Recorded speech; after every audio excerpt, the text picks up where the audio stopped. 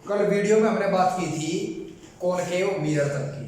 आज हम बात करेंगे कॉन्वेक्स मिरर और कुछ कॉन्सेप्चुअल न्यूमेरिकल्स के कॉन्सेप्चुअल क्वेश्चन की, जो रिफ्लेक्शन से related conceptual question CBSE board में क्लास 10th में आते हैं।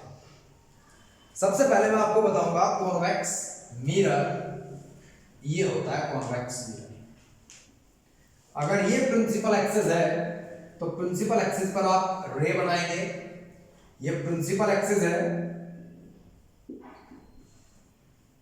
एक्सिस ये पोल हुआ और इसका झुकाव राइट हैंड साइड पर है। ऑब्जेक्ट हमेशा लेफ्ट हैंड साइड पर होता है। ऑब्जेक्ट का डिस्टेंस हमेशा माइनस में होता है, मैं आपको बता चुका हूं पहले भी। ऑब्जेक्ट हमेशा लेफ्ट में खड़ा होगा, कोई भी मिरर क्यों ना हो, कॉनकेव मिरर हो या कॉन्वेक्स मिरर हो, ऑब्जेक्ट हमेशा लेफ्ट हैंड साइड पर ही खड़ा होगा। Concept clear?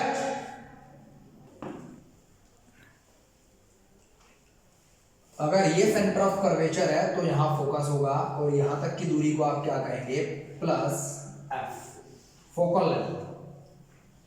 फोकल लेंथ ये होगा सेंटर ऑफ कर्वेचर तक की दूरी, जिसे आप क्या बोलते हैं, radius of curvature. Radius of curvature denoted by plus R. Radius of curvature मतलब झुकाव की रेडियस। झुकाव कितनी दूर पर सर्कल बनाएगा, उस डिस्टेंस को आप क्या बोलते हैं, radius of curvature. Concept clear? एक चीज समझिए जरा, कॉन्वेक्स मिरर कहां यूज होता है, जहां आपको किसी बड़े ऑब्जेक्ट की शार्प इमेज बनानी हो, किसी बड़े ऑब्जेक्ट की शार्प इमेज और छोटी इमेज बनानी हो, वहां कॉन्वेक्स मिरर का यूज करते हैं। तो जरा सोचो, अपने दिमाग में दिमाग लगाओ, कहां कहां ऐसा होता है। एक तो साइड व्यू मिरर, व्हीकल्स का साइड व्यू मिरर, एक बड़ा सा ट्रक है उसकी एक छोटी इमेज आ जाएगा। Concept clear? तो एक तो साइड व्यू मिरर आप क्या यूज करते हैं, कॉन्वेक्स मिरर। दूसरा, आप ज्वेलरी शॉप वगैरह में क्या होता है, वहां सब पर नजर रखने के लिए एक बहुत बड़ा सा कॉन्वेक्स मिरर लगाया जाता है, जिस कॉन्वेक्स मिरर में क्या होता है कि पूरी की पूरी जो दुकान होगी उसकी इमेज एक छोटे से एरिया पर आ जाती है। Concept clear? तो जहां भी किसी बड़े एरिया पर नजर रखी जाए तो वहां एक छोटे से मिरर की हेल्प से, अगर वो मिरर कॉन्वेक्स मिरर है तो आप नजर रख सकते हैं। Concept clear? जैसे कि मैं पहले भी आपसे डिस्कस कर चुका हूं, इसमें इमेज हमेशा राइट हैंड साइड पर बनती है और पोल और फोकस के बीच में ही बनती है। अगर फोकस पर इमेज बनती है तो वो हाईली डिक्रीज्ड होगी, बहुत ही छोटी होगी, लेकिन वर्चुअल एंड डायरेक्ट होगी। कैसी होगी?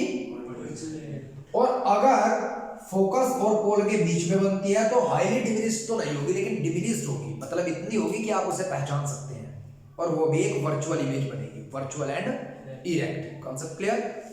जब मैंने आपसे ये बात बोली थी कि हमेशा राइट हैंड साइड पर इसमें इमेज बनती है, तो आप क्या कहेंगे, u always taken to be negative, v always taken to be positive, focal length in positive and radius of curvature is positive.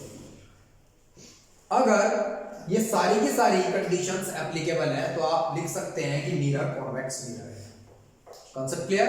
Magnification power भी हमेशा पॉजिटिव होती है और लेस देन 1 होती है। अगर ये कंडीशन है कि मैग्निफिकेशन पावर प्लस भी है और लेस देन 1 भी है, तब आप 100% कह सकते हैं कि मिरर कौन सा है, कॉन्वेक्स मिरर है। जरा ध्यान दीजिएगा, मैं मैग्निफिकेशन पावर की हेल्प से आपको सभी मिरर को याद रखना सिखाऊंगा।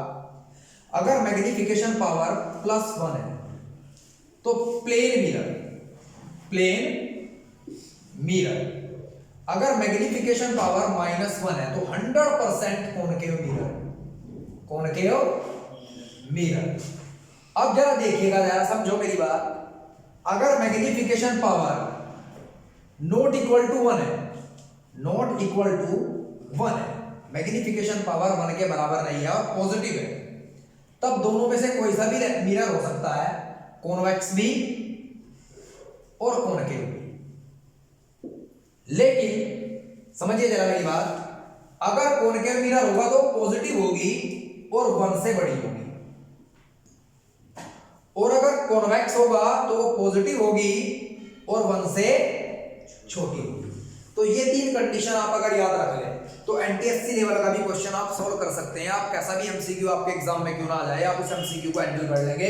बस 3 चीजें आपको याद रखनी है। अगर मैग्निफिकेशन पावर +1 है तो प्लेन मिरर है, अगर मैग्नीफिकेशन पावर बिल्कुल एब्सोल्यूट -1 है तो 100% कॉनकेव मिरर है, और अगर मैग्नीफिकेशन पावर प्लस दे दी गई आपको बट नॉट इक्वल टू 1, तो दो चांसेस हो गए, या तो कॉन्वेक्स होगा या कॉनकेव होगा, और कॉन्वेक्स तब होगा अगर पॉजिटिव में लेस देन 1 होगी, और कॉनकेव तब होगा अगर पॉजिटिव में ग्रेटर देन 1। समझ रहे हैं आप मेरी बात? सीबीएसई में और एनसीईआरटी में क्वेश्चन पूछा गया है कि वर्चुअल इमेज कॉन्वेक्स मिरर भी बनाता है और कॉनकेव मिरर भी बनाता है। जब वर्चुअल इमेज कॉन्वेक्स मिरर और कॉनकेव मिरर दोनों बनाते हैं तो दोनों की वर्चुअल इमेज में डिफरेंस क्या है? आप क्या कहेंगे? यहां वर्चुअल इमेज ऑब्जेक्ट से बड़ी बनती है, कॉनकेव मिरर के केस में वर्चुअल इमेज ऑब्जेक्ट से बड़ी बनती है, लेकिन कॉन्वेक्स के केस में, कॉन्वेक्स मिरर के केस में वर्चुअल इमेज ऑब्जेक्ट से छोटी बनती है। तो दोनों की वर्चुअल इमेज में एक ये डिफरेंस है। Is that clear to all of you और नॉट? Concept clear? सिर्फ इसमें आप दो पॉइंट याद रखेंगे। क्या? अगर ऑब्जेक्ट इंफिनिटी पर हो, अगर ऑब्जेक्ट इंफिनिटी पर हो तो वर्चुअल इमेज यहां फोकस पर बनेगी, हाईली डिमिनिश्ड होगी। लेकिन अगर ऑब्जेक्ट इंफिनिटी पर ना हो, किसी पर्टिकुलर पॉइंट पर खड़ा हो, तो इमेज फोकस और पोल के बीच में ही बनेगी और वर्चुअल इमेज बनेगी, लेकिन अब थोड़ा सा साइज बड़ा होगा, लेकिन ऑब्जेक्ट से छोटी होगी। इसका clear to all of you? Concept clear? 100%। अब एक दो हम न्यूमेरिकल डिस्कस करेंगे और उसके बाद वीडियो को आगे चलेंगे।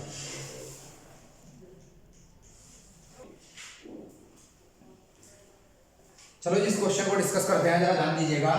What is the nature of image and nature of lens if magnification power is +1? Magnification power अगर +1 है, जरा समझिएगा, मैं आपको, आप वैसे भी कई बच्चों ने तो रट्टा मार रखा होगा कि +1 है तो कौन प्लेन मिरर बोलना है, बस समझो जरा कंसेप्ट समझो। मैग्नीफिकेशन पावर होती है h'/h, और एक मैग्नीफिकेशन पावर का फॉर्मूला होता है -v/u मिरर के केस में। ठीक है जी, मिरर के केस में तो आप जरा ध्यान देंगे। सबसे पहले देखो 1 किस तरीके से देखना आपको। 1 कब आया यहां? जब h' के बराबर होगा, दोनों आपस में इकट्ठे होंगे तो 1 आ जाएगा। और ये जो साइन होता है यहां पर मैग्नीफिकेशन का, ये साइन तय करता है ये वाला फॉर्मूला। समझ रहे मेरी बात? अब ये फॉर्मूला कैसे तय करता है? प्लेन मिरर अगर ये है और ये प्रिंसिपल एक्सिस है, ऑब्जेक्ट यहां पर खड़ा है तो ऑब्जेक्ट का डिस्टेंस होगा नेगेटिव में क्योंकि लेफ्ट हैंड साइड में है, और इमेज बनती है इतने ही पीछे डिस्टेंस पर, तो v होगा पॉजिटिव और v u के बराबर होता है। तो आप क्या लिखेंगे? -v क्या होगा? पॉजिटिव, और u क्या होगा? नेगेटिव। नेगेटिव से नेगेटिव कटेगा तो मैग्नीफिकेशन आई प्लस। Concept clear? 1 तो आई क्योंकि h' के बराबर था, और प्लस इसलिए आया क्योंकि माइनस से माइनस कट गया। आगे समझ? और ये किस तरफ बनी? राइट हैंड साइड पर बनी और प्रिंसिपल एक्सिस के ऊपर बनी, तो इसीलिए इसका नेचर कैसा हो गया? Virtual and erect. तो आप इसका आंसर क्या देंगे? इसका आंसर देंगे मिरर तो प्लेन मिरर है और इमेज का नेचर कैसा है? Virtual and erect. Concept clear? अगर इसमें थोड़ा और भी डिटेल में आपसे पूछा जाता है h' के बराबर है, आप ये भी बताएंगे। Height of image height of object के बराबर है, distance of image distance of object के बराबर है। Concept clear? अब बात करते हैं हम सेकंड क्वेश्चन की। अगर मैग्नीफिकेशन पावर -1 है तो मिरर कौन सा होगा? आप ध्यान दीजिएगा, कॉनकेव मिरर के केस में हम क्या करते थे? अगर सेंटर ऑफ कर्वेचर पर ऑब्जेक्ट होता था तो u होगा नेगेटिव में, और सेंटर ऑफ कर्वेचर के नीचे ही इमेज बनती थी तो v भी किस में होगा? नेगेटिव में। Concept clear?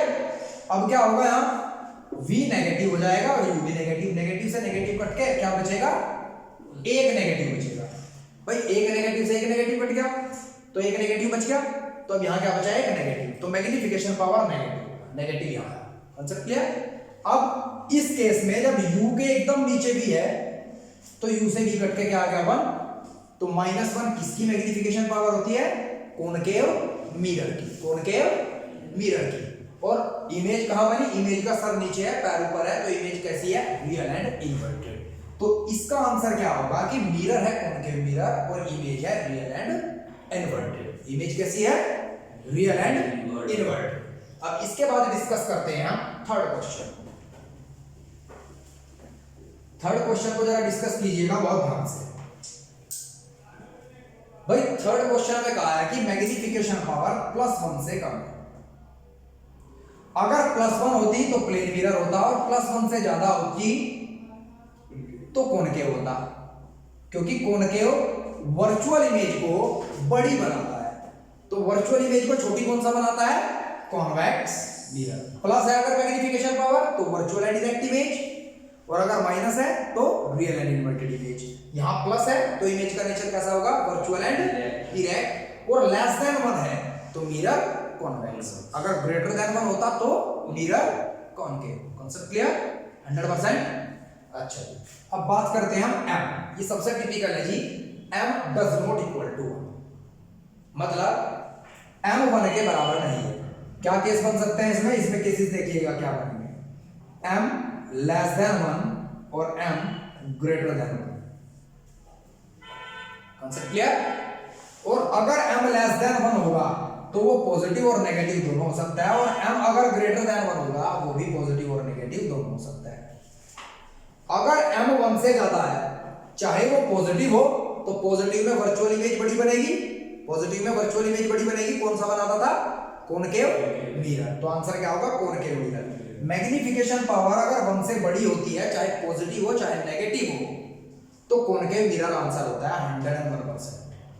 कैसा होता है? क्या होता है आंसर? Concave mirror. इसके बाद अगर मैग्नीफिकेशन पावर 1 से कम है, 1 से अगर मैग्नीफिकेशन पावर कम है, 1 से कम होने पर क्या केस बन सकते हैं जरा समझिएगा। 1 से कम, अगर मैं इसे x एक्सिस मान लूं, ये ओरिजिन मान लूं, तो 1 ये है। हो सकता है अगर मैग्नीफिकेशन पावर यहां लाइज करती हो तो प्लस में होगा, मैग्नीफिकेशन पावर यहां लाइज करेगी 0 से छोटी तो नेगेटिव में होगा। Concept clear? अगर 1 से छोटी है और मैग्नीफिकेशन पावर पॉजिटिव है तो कॉन्वेक्स मिरर, क्योंकि कॉनकेव तो बड़ी इमेज बनाता है प्लस में, कॉनकेव तो प्लस मैग्नीफिकेशन पावर की बड़ी इमेज बनाता है। तो प्लस में कॉन्वेक्स मिरर 1 से छोटी और 0 से बड़ी बनाता है कॉन्वेक्स मिरर। और अगर नेगेटिव में हो, अगर नेगेटिव में है 0 से, तो 101% कैसा मिरर होगा? Concave mirror. और नेचर कैसा होता है नेगेटिव मैग्नीफिकेशन पावर अगर है? Real and inverted. कैसा नेचर होता है? एक दूसरा क्वेश्चन डिस्कस करेंगे अभी। चलो भाई जरा ध्यान दो, मैं न्यूमेरिकल को सोल्व करने सिखाऊंगा आपको। सबसे पहले आप समझिएगा मिरर फॉर्मूला क्या होता है। मिरर फॉर्मूला है 1/v + 1/u = 1/f, जहां f की value radius of curvature upon 2 के बराबर होती है। तो अगर आप कभी ये फॉर्मूला देख ले तो ये भी मिरर फॉर्मूला ही कहलाएगा। r/2 और 2 पर चला गया तो 1/v + 1/u 2/r, ये भी मिरर फॉर्मूला है in terms of radius of curvature. Answer clear? यहां तक तो किसी बच्चे को दिक्कत नहीं? अच्छा, कई बार कई न्यूमेरिकल्स ऐसे होते हैं जिन न्यूमेरिकल्स में मैग्नीफिकेशन पावर देने के बाद या तो आपको u की वैल्यू गिवन होगी या आपको v की वैल्यू गिवन होगी, या सिर्फ मैग्नीफिकेशन पावर की वैल्यू दी होगी आपको और फोकल लेंथ, और आपको v और u कैलकुलेट करना होता है। तो उस क्वेश्चन में आप बहुत ही लंबा समय लगा देते हैं और तब भी उसमें गलती के चांस ज्यादा होते हैं सही होने के कम। समझ गए मेरी बात? तो सबसे पहले आप एक ऐसा रिलेशन बना लो इसमें, ताकि न्यूमेरिकल्स आप शॉर्टकट में सोल्व कर सकें, जहां v और u को सिर्फ 2 वैल्यूज की टर्म्स में आप निकाल सकते हो। एक तो m मैग्नीफिकेशन पावर और दूसरा focal length of the mirror. Concept clear? सबसे पहले मैं क्या करूंगा, इस फॉर्मूले में v से ऊपर मल्टीप्लाई कर दूंगा, न्यूमरेटर में v से मल्टीप्लाई। तो जब v से मैंने मल्टीप्लाई कर दी तो मेरे पास फॉर्मूला तैयार हो गया। अगर ध्यान यहाँ हुआ आपका, तो मेरे पास फॉर्मूला तैयार हो गया। अब ये देखो यहां बना जाएगा 1 + v/u that is equals to v/f। आ गया? अब मैं इसे उस तरफ भेज दूंगा, इसे इस तरफ ले आऊंगा, -v/u, और ये क्या होता है? Magnification power. तो मैग्नीफिकेशन पावर को आप आसानी से कैलकुलेट कर सकते हैं सिर्फ फोकल लेंथ और डिस्टेंस ऑफ इमेज के टर्म्स में। या फिर आपको v की वैल्यू कैलकुलेट करनी है अगर, तो इसे भी आप आसानी से कैलकुलेट कर सकते हैं। कैसे कर सकते हैं आप इसे? क्या लिख सकते हैं आप? इस वैल्यू को इस तरफ ले आइएगा, v/f that is equal to 1 - m, और v इज इक्वल टू किसके बराबर आ जाएगा? एक सेकेंड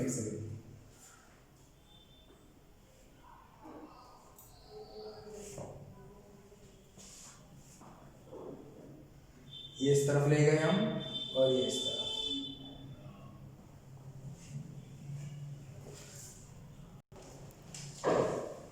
तो आप इस तरीके से v की वैल्यू सिर्फ m और f के टर्म्स में निकाल सकते हैं। Concept clear. अब इसके बाद मान लीजिए आपको u की वैल्यू फाइंड आउट करनी है। आपके पास m की वैल्यू है, f की वैल्यू है और आपको वैल्यू किसकी फाइंड आउट करनी है, u की। तो आप पूरी की पूरी इक्वेशन को इसे u से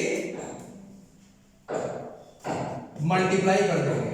u upon v plus u upon u, u upon f, u upon v plus 1 that is equal to u upon f, u upon v is equals to u upon f minus 1। और इसे आप एक काम करेंगे, u upon v is equals to क्या लिखेंगे, u minus f upon f। Inverse कर दीजिएगा, f upon u minus f। ये टर्म आपके पास है, जरा ध्यान दीजिएगा। अगर मैं माइनस से मल्टीप्लाई कर दूं दोनों तरफ तो मेरे पास ये फॉर्मूला बन जाएगा। इसकी जगह मैं मैग्नीफिकेशन पावर रख दूं तो ये मेरे पास आंसर। इस तरीके से आप मैग्नीफिकेशन पावर और फोकल लेंथ दोनों की हेल्प से u को कैलकुलेट कर सकते हैं। अब आप एनसीईआरटी के सारे क्वेश्चन सॉल्व कीजिएगा। रिफ्लेक्शन आपका कंप्लीट हो चुका है।